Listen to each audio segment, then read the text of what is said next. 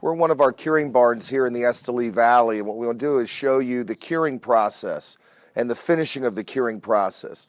Once this tobacco is hung, depending on the variation of tobacco, whether it's seco, vis, or ligeiro tobacco, or light, medium, and strong tobaccos, how long these tobaccos are going to be in their curing houses. Most tobaccos that are seco need between 35 and 45 days of curing. Visos, which are thicker on the plant, are going to be upwards to 2 months.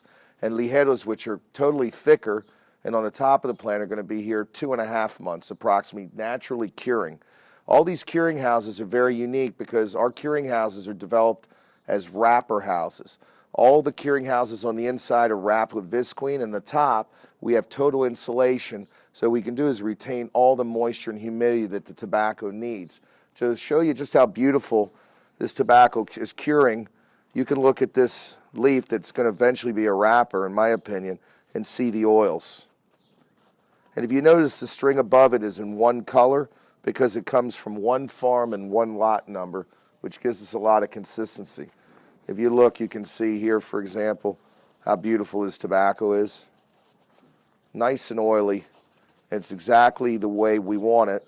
And this shows that all the processes that we used were done correctly. This barn holds 45,000 of these sticks, and it holds 72 pairs of leaves. So we have a tremendous amount of inventory here, and when you look up, you'll see that we have tobacco from the top of my chest to 42 feet in altitude and height that we have here. Every one of these tobaccos, after they're put in curing, are put in what we call these boxes.